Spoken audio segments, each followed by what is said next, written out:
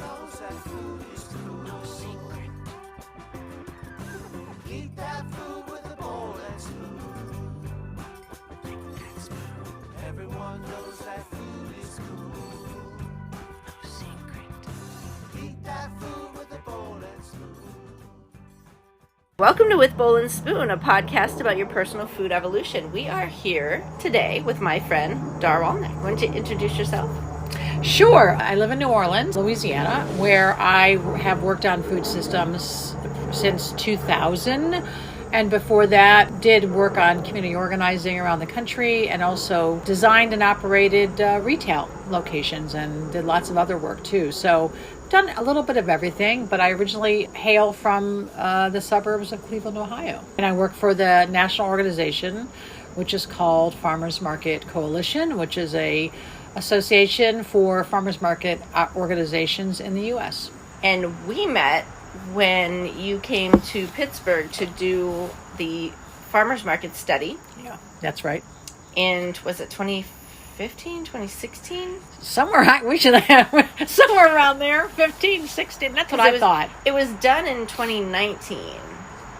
No, it was. Yeah, it might be. I thought it was done by 2018. Okay, yeah. It was something or 2016, 2015, 2016, I think is where we basically started that. Yeah, that's exactly right. And the really funny thing was that we looked at each other. We're like, "You look familiar." Yeah, we had been in the meeting for like 2 hours. You know, you obviously were the person who helped to decide that we would be the organization that would be hired for that. And I was the project manager. Right, you were the project manager, and we came in and we met with you, me and my executive director at the time, Jen Cheek, who was also who's from Pittsburgh originally, so she was super excited to get that project. Yeah. And we were in that meeting, and we just kept talking, and after we left the meeting, we were standing in the hallway, and you said to me, "You look familiar," and I said, "Yeah, you do too." And you knew that I had lived there previously. And you said, "Well, what did you do when you lived here?" And I went through some of the jobs I'd had. And you said, "Oh, my husband worked there." And as soon as you said it, I thought, "Oh, my God, I went to your wedding." But because your wedding was not your typical wedding.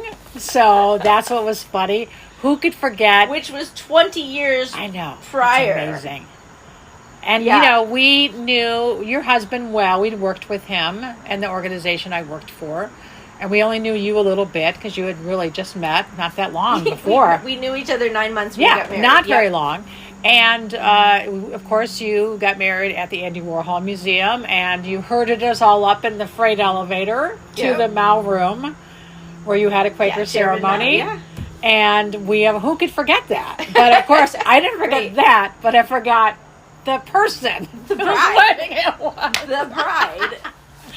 And that was a funny story. You didn't forget me. You remembered me, but it was like after 20 years, it's hard to place. Yeah, and I moved away pretty soon after that. I moved out of Pittsburgh pretty soon after.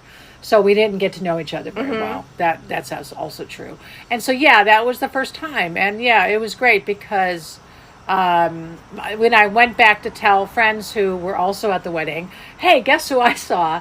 They remembered even more details, and then we found a picture. You found a picture of me stuck in the back of the elevator. I'm like, "Yeah, that's me. I was there. I can't believe you caught a picture of me."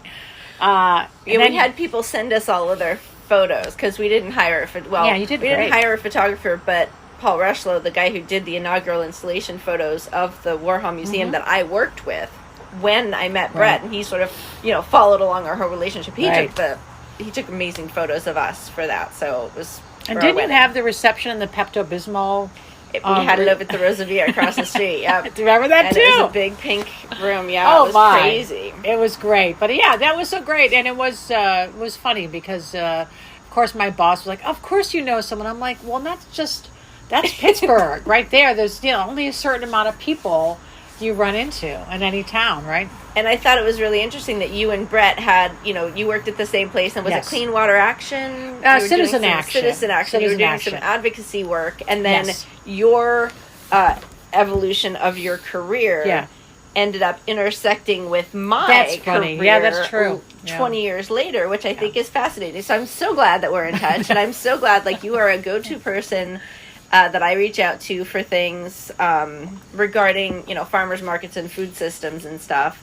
So I'm really excited to have this me too. talk And I'm with glad you today. And I'm glad to be back in town and to be find a way to get back here and see everybody and see the evolution of this city. And it's a tough city to live in if you're not from here, as you know. Like at first, it's hard to meet people. Back then, especially, there were a lot of multi-generation Pittsburgh families, and they kind of all stuck together, and you wouldn't always meet all of them all the time. And you'd meet people who were going to grad school, but then they would leave, and you would just keep in touch. So it's really great to come back and see how many people did stay. Yeah, it's cool too.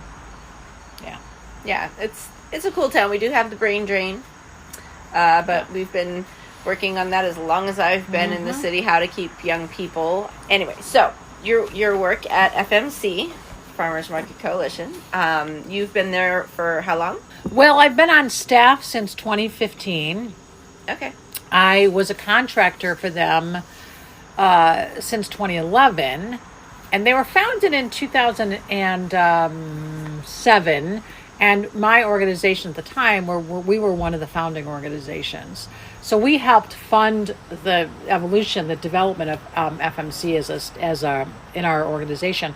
So I've been involved since the very beginning, which is astonishing to me because I'm really not an organizational person. But I feel strongly that we helped to start this thing, and we need to make sure it gets to where we think it should get to help farmers market operators. And so I keep trying to finish it up and move back to my own specific work. But, it's extraordinary work to do, and it gives me the chance to travel So what is the U.S. the thing you're talking about?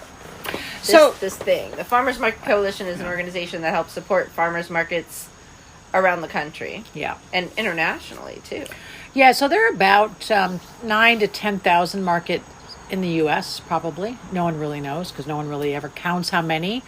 But there's probably about 9,000. And most of those are independent little neighborhood organizations that are trying just to do something for that little town, that little neighborhood, that little town, create justice, figure out system change, think about how food and farmers interact in their community. And so mostly they just, go along and do their job and do the best they can and be innovative. But every once in a while they come up with a crisis or issue that they can't solve on their own, and they need a network to reach out to. And sometimes they can go to other neighborhoods around them and ask the question and get a good answer. Sometimes they can go to their state association and get that answer. And then sometimes it's stuff that really is better to ask at the national level. And so we sort of filled that, space where if you're a market, in rural Pennsylvania or rural Louisiana, you can get on the website and find resources that will help you figure out how to manage your market or design your market or expand your market or think about food access or think about how you might become an anti-racist farmers market or think about how you might, increase the amount of CSAs or community gardens in your community. And so a lot of it is just trying to assess the trends we see in the field and then find or create a resource for that need and have it available to them. And then sometimes it is more directed where we're facilitating a development, a conversation, or a project.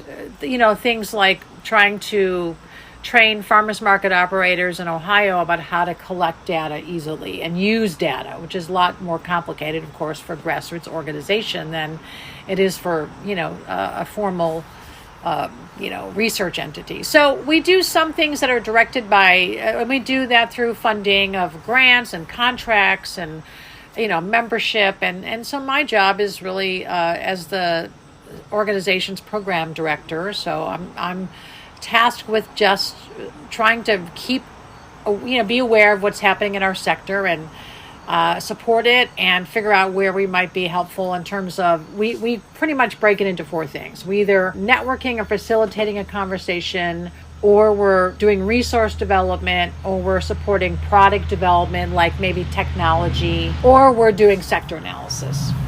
So it's one of those things usually.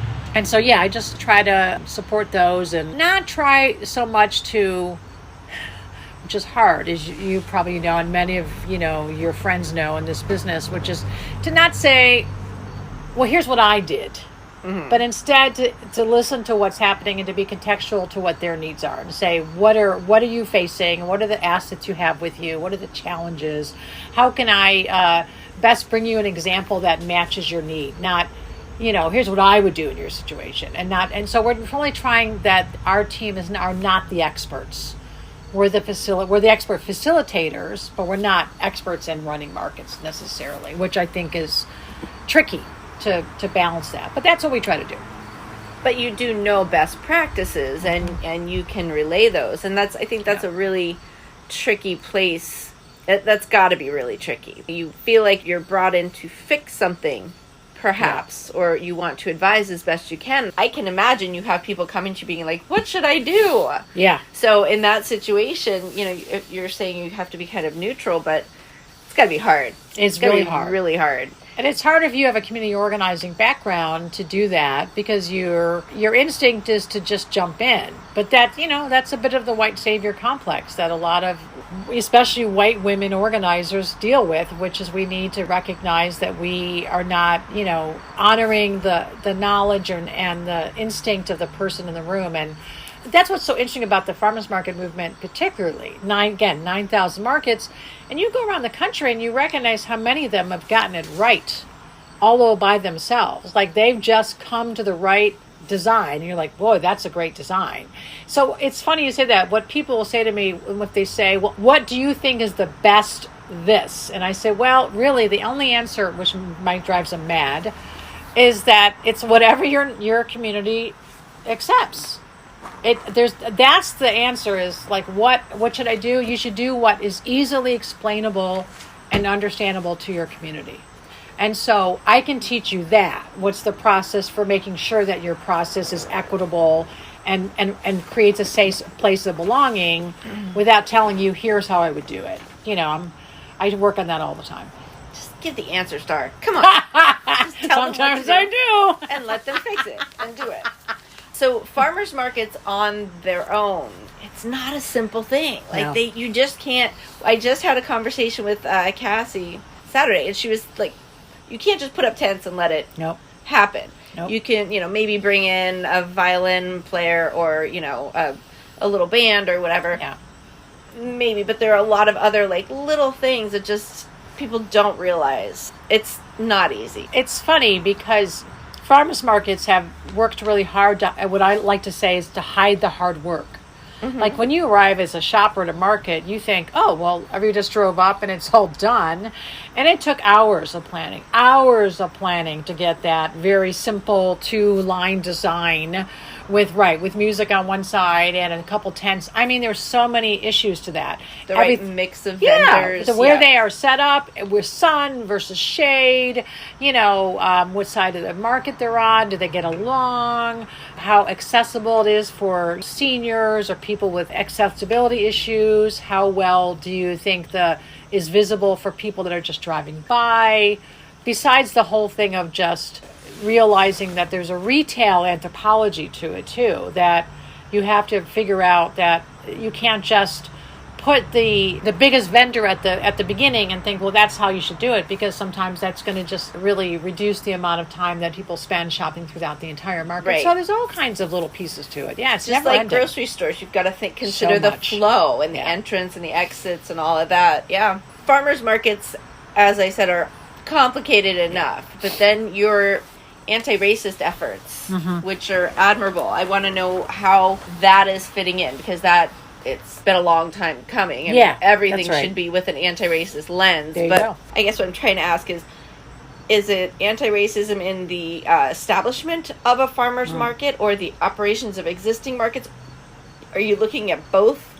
I'm just thinking of examples here in Pittsburgh, like the Homewood market. Like they did not want the city to help them at all with any of it. So there's the whole historic trauma as well. Yeah, that's right. That is something that has to be reckoned with when you're dealing with anti-racism. It's great being in Pittsburgh to have this conversation, because I feel like there's Black leader activism here that is so profound and has been so active for so long, and was here when I was certainly here in the 90s, and I felt it. And as someone who grew up in Cleveland and moved to New Orleans as a teenager, I recognized what happened to me when I moved from a white suburb to a place of Black excellence, which is, of course, what New Orleans is. And it's, as we like to say in New Orleans, everything you love about New Orleans was invented by Black people. And do not forget that. In a sense, that idea is bizarre to then go run farmers markets, because it's true that the majority of farmers markets in the U.S. have been started by white organizations, and they have allowed themselves to be aligned with the gentrification movement in many cases. Like, they look for whatever, very passively, for space. Most markets, they don't really think about space so much in order to be realizing that in some cases they're kind of working themselves right into an extreme gentrification scenario around them, and they are now contributing to it by being in that space. And they say, well, we just took a free space. It's like, yes, but you had a choice here at the beginning.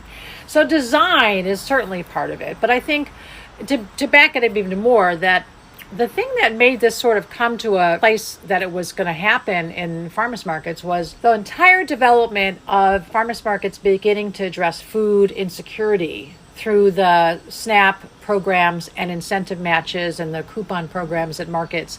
And that starts because really what happens in the U.S. is the U.S. government moves from the paper food stamps to the electronic benefit transfer card, or EBT card, through the 90s. So that's starts in 92, and by 2002 they're done in every state. They moved off that program in every state. Well, before that, with those paper food stamps, markets were taking those, and farmers were able to take them easily.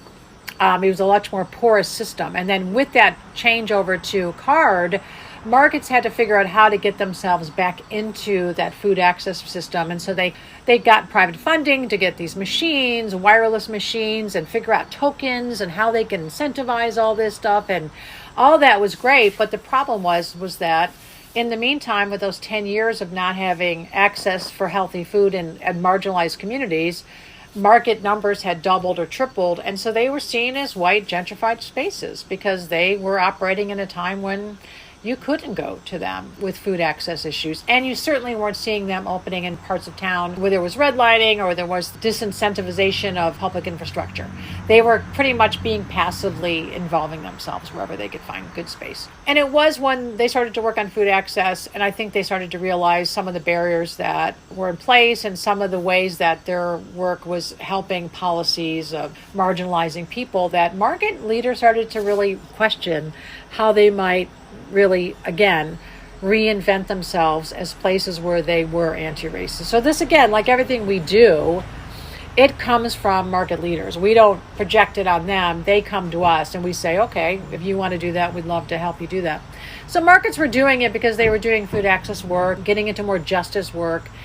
And so we were seeing all that, and we decided to approach a leader in Georgia who we knew, who had run farmers markets in Georgia, had started the state association there, had a really, family history around civil rights, Black leader. And she had done a lot of work on farmers markets and basically really had felt othered in it and had left it. And we had this funding and said, if we could fund this program of getting a toolkit, who might we ask to lead it? And we were like, we know the perfect person if we can encourage her, because she has seen every side of it. And so she, very graciously agreed to put together a team to create the anti-racist farmers market toolkit, and asked two things of us. Asked FMC to, let her focus it around the Black population, saying, well, this is the most subjugated population in terms of agricultural systems in the U.S. So she wanted to focus it not on all marginalized people, but focusing on the problems around Black populations as growers, as users of these spaces. And the second thing, which was great, was she asked us not to participate. She would come to us and come as she needed us. And it was great because as a white-led organization, we were like, wow, that's great. Yeah, we can do that. And then we were like, oh my God, it makes us uncomfortable But we learned and we dealt with it. And this group came out with one of the most gorgeous, really one of the most joyous and gorgeous toolkits I've seen in this kind of stuff. It is really something. And then they even used our frameworks to do it. And it's essentially a step-by-step manual to figuring out how you become, an organization that doesn't other people, that you are a place of belonging, as Sadrina likes to say. It's been extraordinary to watch the results of that. And it's interesting to that point because people will still say to us, like funders will say, or media, like when we're doing interviews, we'll say, oh, your toolkit. And we're like, no, it's not our toolkit. All we did was give the money for it. And that's still a fight. They still want to assign it to us. And still want to say, well, how would you do? We're like, we aren't the people. There's a consultant group that you can hire to do that wrote this, and they run markets, and they're farmers, and they're leaders, and they're willing. So I think our point of view was always farmers markets. To us, if you're going to go out and do a farmers market outside in a parking lot 4 hours on a Saturday morning, you better have a reason to do it that's really, really profound. And I think all the time, if you're not interested in system change in running a market, I don't know what you're doing with it then. You know what? Do something else. Because if you're not interested in doing system change, this must be so difficult to do. If you're interested in doing system change, it's so cool to run a farmer's market and to be thinking of all those pieces. So that's the way we think of it, is that it's just a good example of how one market leader thinks of themselves in that way. And I think that's what's really cool about it.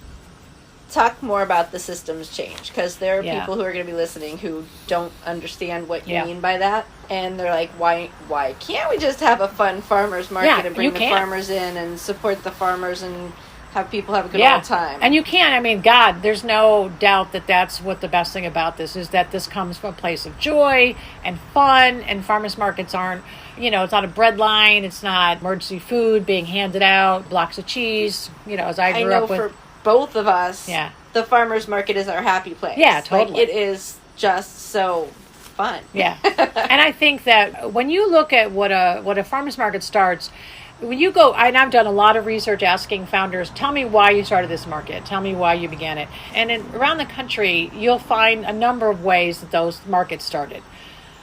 And I've done this whole history of markets and the eras of farmers markets since the 1970s, which is when the modern movement starts to back up again in like 76.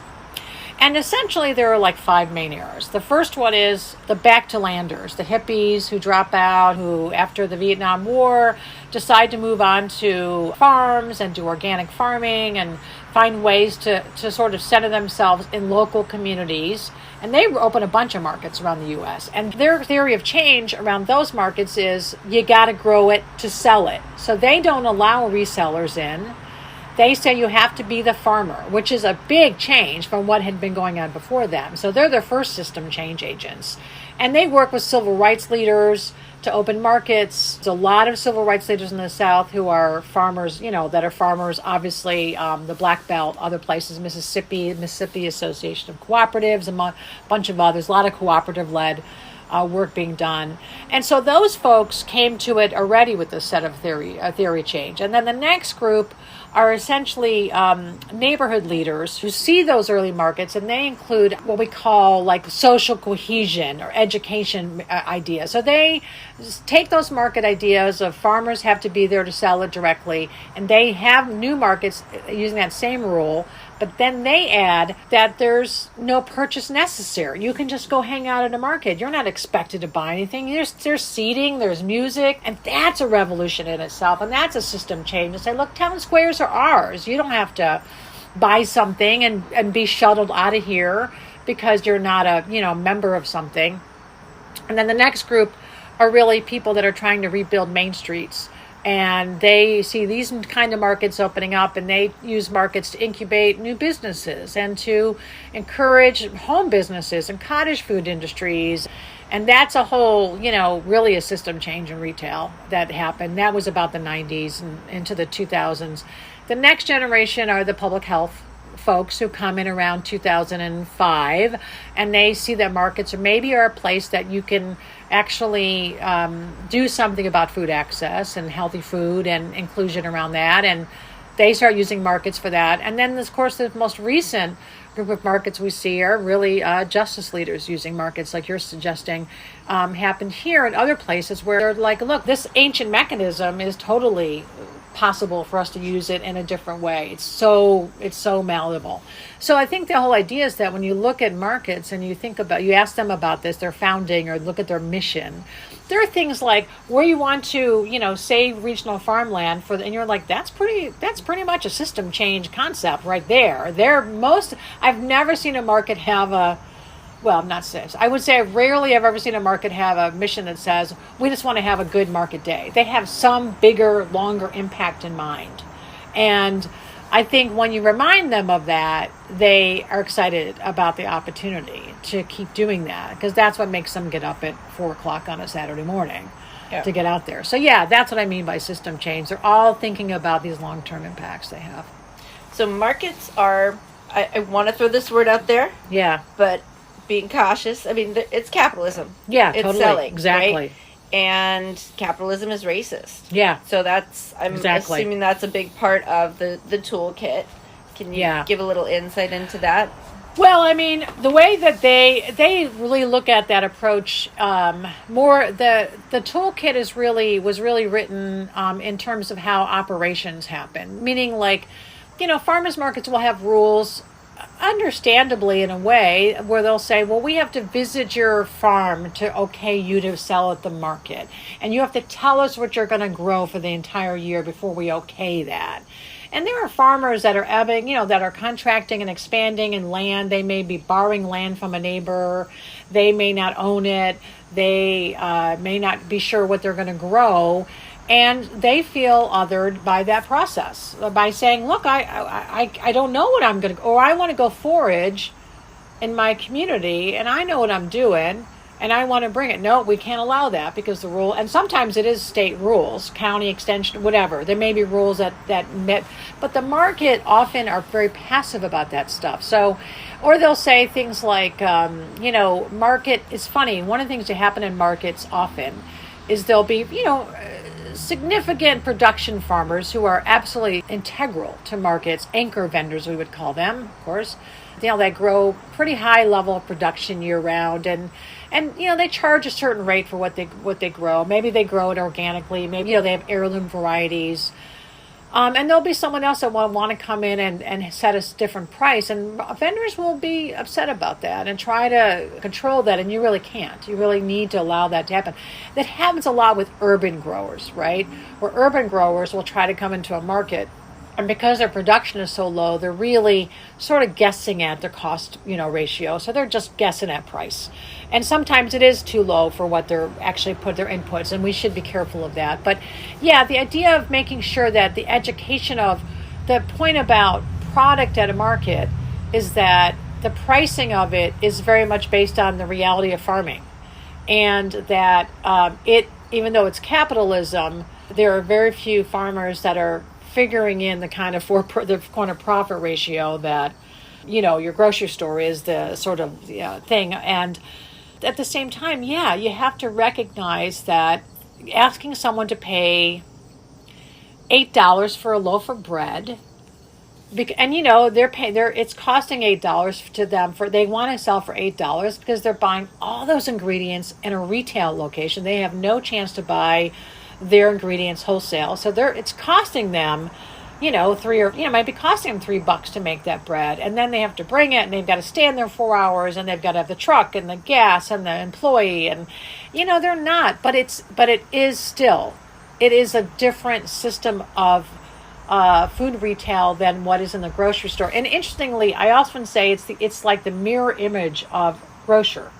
So grocery will have what they call the loss leader, right, of all the produce. They buy it and they just basically throw it out there, and they almost give it away if they can, because they're not trying to make a lot of money. That's not where they're making their money. They're making money off those cans, and everything else in the middle. Exactly, the middle of the store. And so, and like, you can buy a jar of jelly for $2. It won't be great, but you can buy a $2.50 jar of jelly. You certainly aren't going to buy that a $2.50 jar of jelly at a market, because that vendor has to buy those jars, retail, the sugar, go find the berries, all that. And so it's funny because produce is actually cheaper at markets, but the value added can be much higher because of the input costs. And that just freaks out shoppers because they don't understand why it's so different. And it's hard to explain that. And so that's, it's a very long answer to say, yeah, capitalism is confusing. And misleading. And racist. Don't forget racist. Yep. Mm-hmm. You were a community organizer, so how did you first get interested in farmers markets and then, working with the Farmers Market Coalition? I mean, clearly you're good at it and it's a passion of yours, but have you always been a fan of farmers markets, or is this something that... No, I mean, I grew up suburban girl, suburban Cleveland. Although I think if you grew up in Northeast Ohio, you grew up going to farms. We have farms all around us. We all did farm visits. We went and picked apples and berries all the time and pumpkin patches and stuff like that. You can't leave Cleveland and not go through farmland. So you see it. But I grew up in the suburban environment. But I did go to the public market, West Side Market, as a kid. My parents, very much like my mom, loves packaged foods. She loves them. She's very post-World War II, I think. mean, that was the audience for it, right? She loves it. She loves it. She just thinks it's the incredible. newest fangled thing, and oh my God. She loves it. And, I mean, she was a single working mom, so, I give her that credit. Absolutely. Right? It was meant for her. It was made specifically for her demographic. Right. As you said, I was community organizer, and I came to that through environmental justice in the Toxic Alley of Baton Rouge, New Orleans, as a teenager, and became aware of it. And I was moving back to Ohio, and somebody pointed me to organizing and an opportunity up there, and they were like, you should look for this kind of thing. And I found it and loved it and was transformed by working for Citizen Action, first Ohio Citizen Action, then the National Citizen Action, which was really incredible organization, especially then environmental and justice and consumer pocketbook issues equally, which was really cool. So we worked a lot on that. And like I said, I moved between nonprofit and then back to running stores and retail and hotels. And I liked both sides of that. And when I decided to move back to New Orleans in 2000, because I'd moved there when I was a teenager with my New Orleans mom and had lived there like 7 or 8 years. But I'd moved away. But I came back in 2000. And I thought as I was heading back, I really wanted a community, the kind of community I knew would be there. And I really wanted to find something in organizing to do. And almost immediately, I found the farmers market organization there. It was not a movement I knew well. I'd been to a couple, but didn't know farmers markets very well. And the guy who founded it, who was the executive director, was just politically had a great attitude about farmers markets as a tool for change. He definitely saw that same thing. And he said to me, came to volunteer for him. I was working as a bookstore manager, and he said, I said, I'd love to work for you if you ever have money. I'm sure you don't. I know how nonprofits work. He said, well, actually, I'm about to get a big grant, I think. And he said, I kind of think you have the perfect background for a farmer's market person. You have done community organizing and food retail, and you love them both. So he just got lucky, and he has been a mentor all these years, certainly, and still remains so, and sort of set me up to be not just the market person for the New Orleans markets, where we were running markets in the city, but also to help to build the field by traveling around the country, even back then in the early 2000s, and help to other markets. So he was already sort of setting me up for this, because he always believed in the power of the network and the replication of the farmers market concept. So, just sort of moved it. I was kind of already in that process already from the very beginning at Mark and Umbrella in New Orleans. And so, it kind of worked out great. And I think, it allows you to do the local, be in a community and really dig down deep. But then you also get to think about how you build replicable process for this to move on into something from long term. Because anybody's organizing have seen enough things fail you've done that you go, well, that didn't work. Why didn't that work? And as you and I have talked about, a lot of times it doesn't work because the network isn't strong enough. The place to meet where there's no turf and there's, a movement that really will work for everybody and justice for everybody, it just isn't there yet. So that's also part of it. I wouldn't just want to be a community organizer without this sense of how do we build that into something that actually changes, the world we live in now. That's why it's great. And sometimes your idea is just way ahead of the world. The world isn't there yet. Yeah. And that, honestly, I think of my life as being sort of a nomad with the lamp, right? And that's my job. And also a big pile of paper to share. Hey, guess what I saw over there? Let me bring it to you over here. And that's all I really think about. And I remember even as a young person thinking that distribution was the greatest evil. The lack of, it's not that we don't have enough food in the world. It's that we have bad distribution of it. And we have, evil distribution. And that's capitalism. And that's exactly, it's not like we can't feed ourselves, but we throw so much away because someone says, no, you can't have that. You didn't pay for that. And that's evil. So that's, I think, really the interesting thing about it, too, is there's something sort of, inherently democratic about, a parking lot farmer's market. At the end of the day, you see people walk in and say, hey, to a farmer, hey, do you have anything free that I can have to go donate to a food bank I'm doing or, Food Not Bombs event I'm doing? And, farmers are like, yeah, sure. They don't care if they politically agree with it. They think that's a great idea. That's cool. So you mentioned that you feel like a nomad in your career. Yeah. I often say that my career path was a hiking trail. That's great. So kind of same, but I love the story about how people can see in you what you hadn't put together. Yeah. That, your background is perfect for this. You had no idea. Yeah, totally. And that guy shaped your so many people. path. Yeah. I have that happen to me all the time too. Just great. being open to it is a really important part of that because some people have set in stone where they're going. And I kind of feel bad for people who have such a very straight career path. Yeah, I've grown to admire some of it as I got older because I feel like they probably, can contribute in a different way. I think of people I know who've just done that. But I think you're absolutely right that I definitely have gone back and thought about how many times I've been standing essentially at an intersection going, I don't know which way to go. And someone essentially taps me on the shoulder and says, I've just noticed you standing there and I wanted to point this out to you. And I'm like, wow. And and that goes back to as a teenager that literally that happened to me. And then figuratively, it happened to me. And I think you're right. You either are able to do that.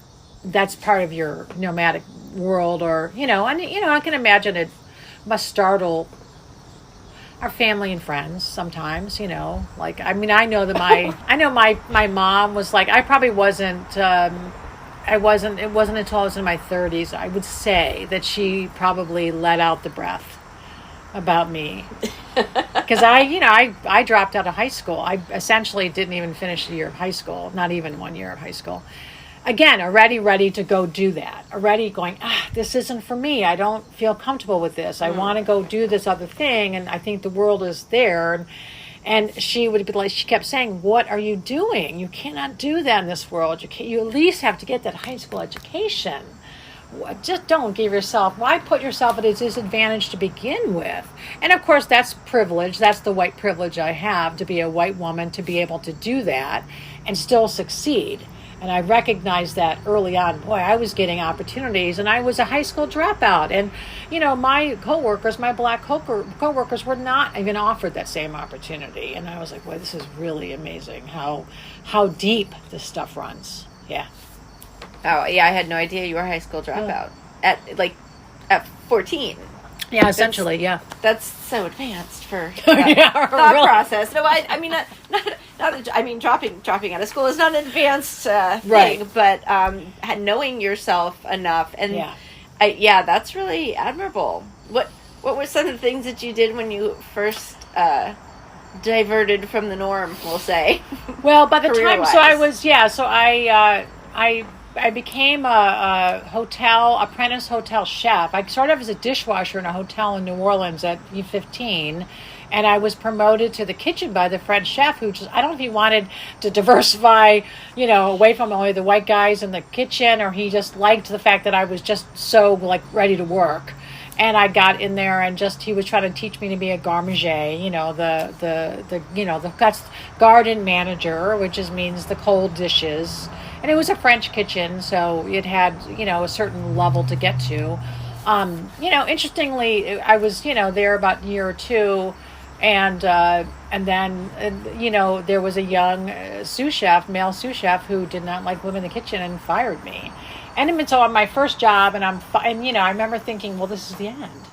And of course it wasn't. Aww. But my God, what did I just do to myself, right? I mean, I just lost my own, and then I got another job and stayed in hotels and did bike messaging and, like I said, designed stores and became a buyer and all kinds of lots and lots of different things. Here in Pittsburgh, I was a toy store manager for what then was called Toy Kingdom, which is no longer in existence, but had 2 locations.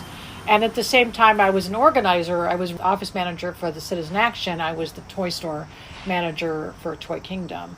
And there were more than a few times when I was at the toy store and I picked up the phone and answered, Citizen Action! And I'm like, oh, shit. I just said the wrong thing.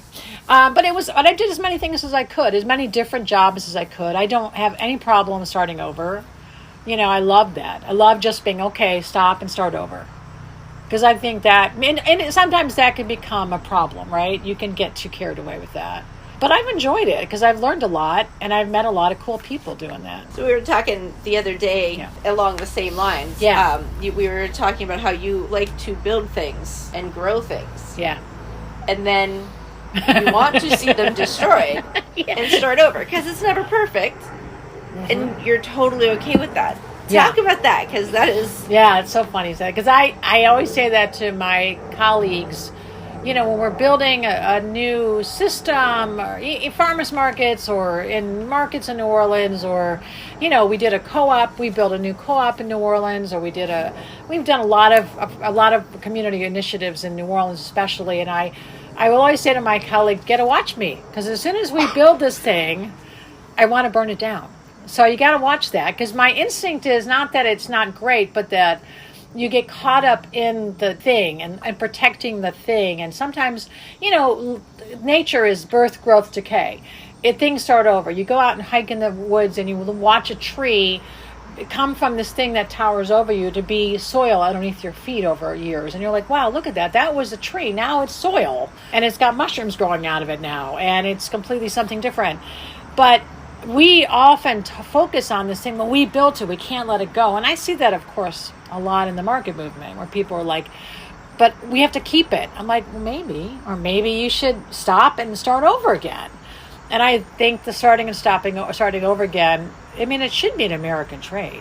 We should be good at that. But I think we're getting a little caught up in holding on to things that we invested some time in. And this comes from the fact that people are being asked to have personal resilience, as disasters and crisis in our political situations increases, there's more and more demand for people to be resilient directly, not for anything to help them. And so what happens when that is the case is that people become they have to learn their own stuff. They have to figure out their own stuff. And when you do that, it's hard to let it go. When you are the person who created that. And that's what's called the 4 levels of competence. So when you have you think about when you don't know something. At first you don't know what you don't know. That's called unconscious incompetence. You have no idea you don't know something. And then you find out you don't know it. So that becomes conscious incompetence.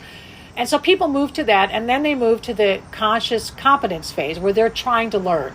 But they have a hard time moving to the next level, which is unconscious competence, where they're able to hand it off or not feel like they own it or not hold it. And I see that a lot in our work, that, people understandably are like, but I took all this time to learn this or to build this, and I don't want to let it go. And you're like, but if it doesn't last beyond you, that maybe it's not supposed to, right? And I think also that in terms of even like main streets, think about like all the stores, and people will say, oh, that store's been there for 3 generations. It's so terrible. It's gone away. You know what? It might have been its lifespan. I mean, the kids, the grandpa, my grandparents owned a bar restaurant in New Orleans. They never expected anybody else to join them in that. That was for them. They ran it. They loved it. Interesting, my mom became a restaurant person as well. Although she didn't own one, but she ran a very successful restaurant for many, many, many years because she must have loved it. But, my grandparents didn't expect that to be something. They wouldn't have expected me, their granddaughter, to want to do a bar in New Orleans, that they had in the 50s. So I think sometimes that's also true about that. I think that it's not, I don't want to say it's ego, because ego is just us, right? That's our self. But I do think that we should not worry so much about holding on to what we built. And it's a whole market, legacy businesses and people buying legacy businesses, because it ends up not just being the mom and pop and the customers, but the employees. Yeah, depending that's cool. on the business. Yeah, that's and cool, so, that is. You have to secure those jobs. That's really the becomes thing. It becomes bigger than you, and so that's, I guess, maybe, are we talking about 2 different things or just a different variation of? Yeah, and I think if you think about like when a business and its lifespan is over, sometimes a lot of it is that whole idea of that it's entrepreneurial, it's overly entrepreneurial.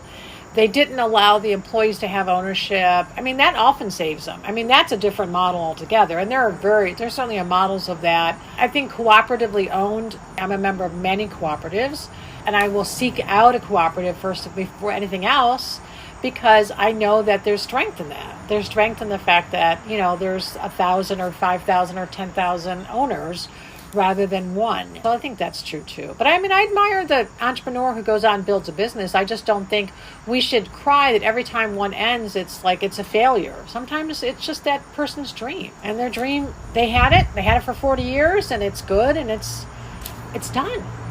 Yeah. So I guess I want to go back to farmers markets. Good.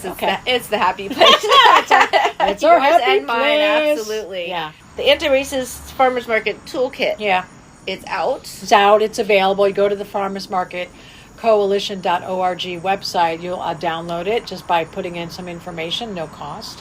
And markets can just take it and go with it and implement it as they need. It's really well descripted. They basically do it around the 4 M's, which is what we call the way we frame how we help markets. We look at their mission, their management, their messaging, and their measurement. It's very wonky, right? And we say, what of those is at fault here, or what's the problem? And so if you look at each of those in terms of how you present yourself in an anti-racist lens, you're probably getting pretty close to becoming an anti-racist organization if you're able to address all 4 of those. And so the toolkit's out there, and people can download it. And then, the working group members who create it are still available to be hired as consultants. And they're an extraordinary group because they encompass of course, a very wide, diverse set of experiences and skills, the lived experiences and skills in the Black communities, farmers, civic leaders, advocates, corporate leaders. And when they're presenting on the toolkit, each of them sort of comes at it slightly different. It's great because depending on who is presenting on the toolkit of that group, you're getting a very different perspective, of course, about how they feel the farmers market toolkit can be implemented. So some of them are real, policy wonks, and they're talking about policy, and others are farmers, and so they think about it from that point of view. But they do, they're just so great about it because, as I've said, one of the leaders, the initial contact, Sadrina Jalal, she has said many times to white audiences that are being introduced to this, look, I understand that the term anti-racist probably strikes you as odd to your ear. Essentially, she's like, it does to me too. But I would rather ask you to be pro-Black, but that's even a bigger jump. And even more difficult, I think, for you to understand what I mean by that. And I think that's such a fantastic way to think about it. And, she'll say to us, I think farmers markets can be often our place of belonging. And this is just a way to tweak it to really do it. So I think what is extraordinary to me is how forgiving and how much grace they come to this program with, because they're essentially talking to white organizers. Obviously, that's the ones who need to think about mostly becoming anti-racist organizations of farmers markets. And it's interesting how gracious they are, and the agony and the time it takes white people to accept that this system of white supremacy is toxic to us all. It hurts all of us. It's destroying this country because we're creating all this otherness, and we're dividing resources, and we're attacking each other, and we're changing, we're saying that there's some value based on some construct of skin color, which has no basis in scientific fact, right? So, and yet, when someone like Nicole Hannah-Jones says the beginning of the U.S. is not 1776, and it's not the Mayflower. It's, what is the White Lion?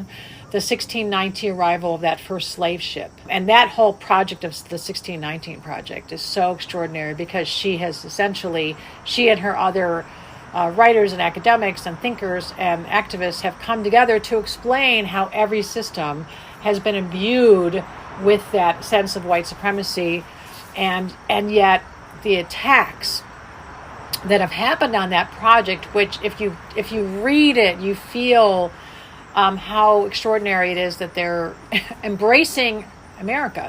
One of the things that Nicole Hannah-Jones will say is that Black people are the perfecters of democracy, even though it's been denied them. They fought in wars. They make sure they get out there and do work in democratic work, even though they're not getting it. And that's what I think is so interesting about the whole idea of the toolkit, is that it's kind of related to all that, is that you have to pull back. And there's probably no more racist system in the U.S. than agriculture. That's essentially what we did.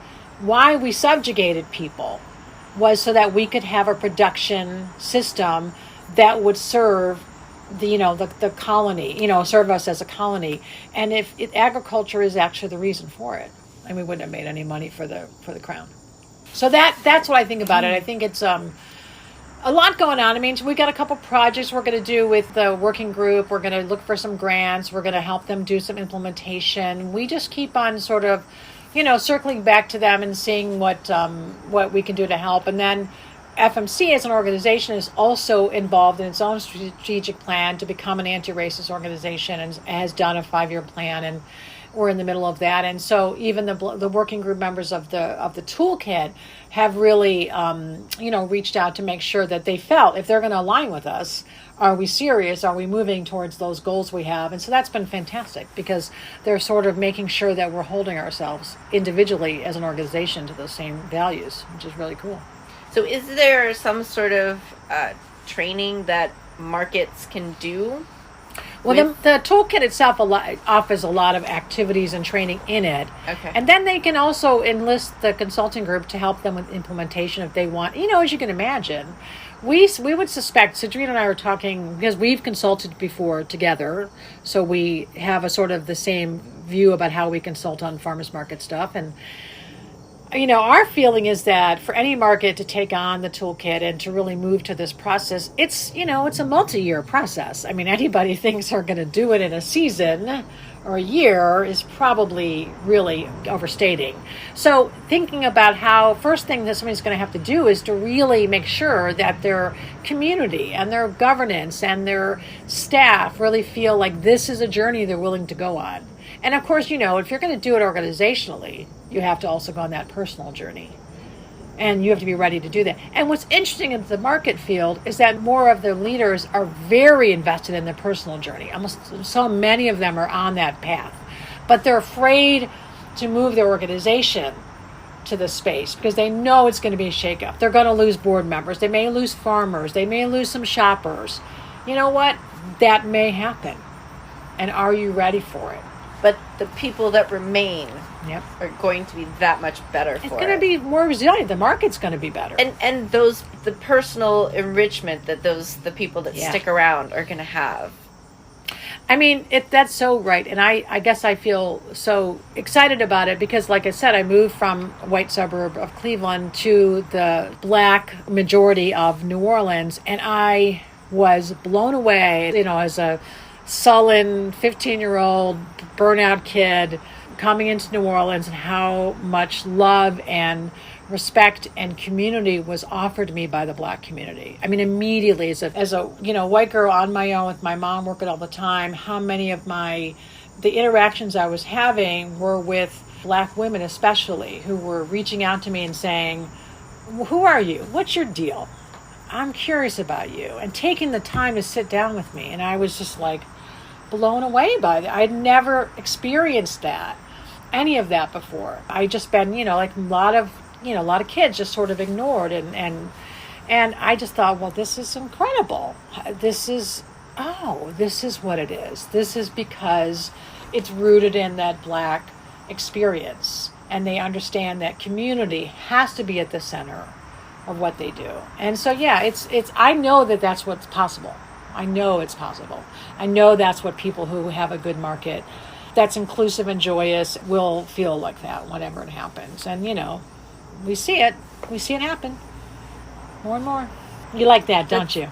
Yeah, it's the whole anti-racist world sort of whoosh that's come up lately. Do you ever listen to Heather Cox or read Heather Cox Richardson? Oh my God, I love her. Yeah. So, she talks about how things started back in Reagan. Yeah. And have evolved from then. Well, I noted the other day watching television that certain shows, from back in the 70s, were really integrated and really,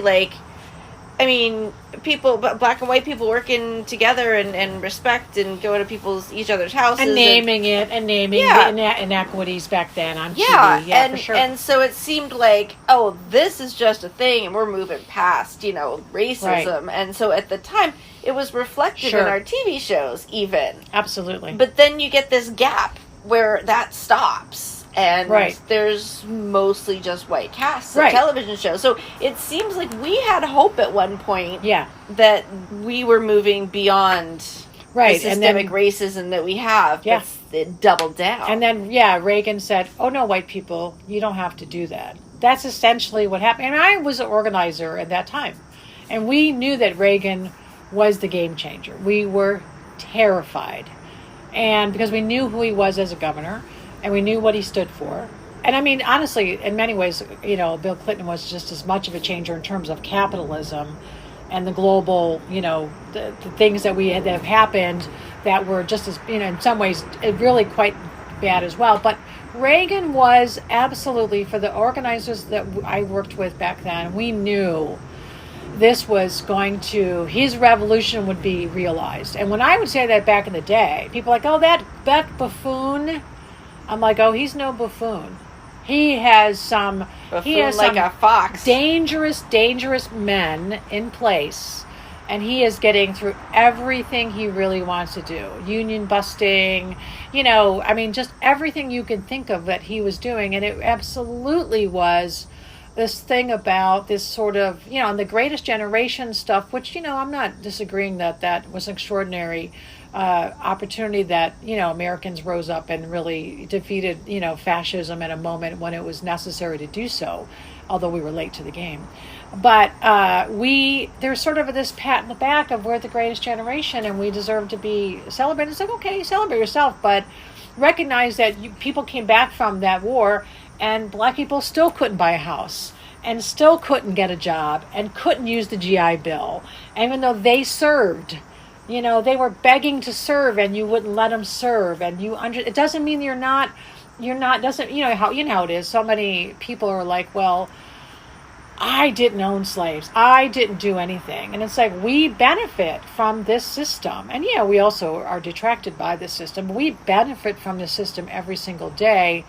And by allowing that sort of energy around us to say, the Ronald Reagan saying, it's morning, whatever the hell his thing was, but whatever his language was. But I mean, it was clear that we were going to see rights rolled back, and again, the white supremacy machine just clicked right back on, and just moved very fast in every area because again, the government was nodding and saying it's okay, go ahead, go right ahead.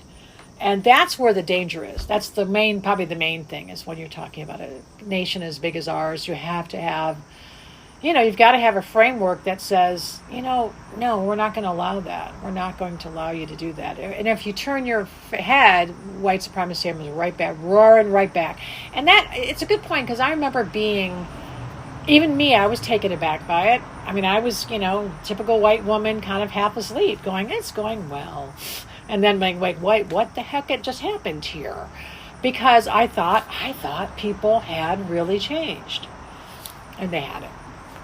They hadn't. Look where we are now. Yeah, look where we are now. Yeah. I can only imagine that it's the rubber band is just being pulled back further and further and further. I mean, with a lot of the most recent, like the reversal of Roe v. Wade and all that, it's gonna snap back the other way, and it's gonna hurt, and it's gonna be really far. There's so much progress happening that we can't stay here. Thank you so much for being on my podcast and for talking with me, and it's always good to see you in person and to have you come to Pittsburgh. I know. I'll come back more. Hope you enjoy your time. I mean, we can't promise this kind of amazing weather all the time. It's a beautiful day today. It's a perfect day. It really is. Yeah. It is. Well, thank you so much for being on my podcast, and we'll talk to you soon. Bye.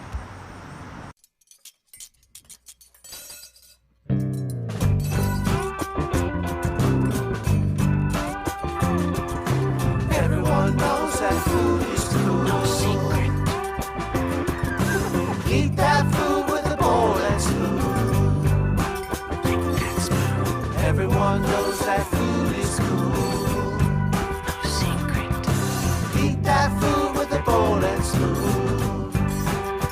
With Bowl and Spoon is written, produced, and hosted by me, Shelley Danko Day. Copy editing by Carolyn Ristow, details reviewed. Original theme song was written and performed by Paul Labrise and Friends. You can listen to With Bowl and Spoon anywhere you get your podcasts.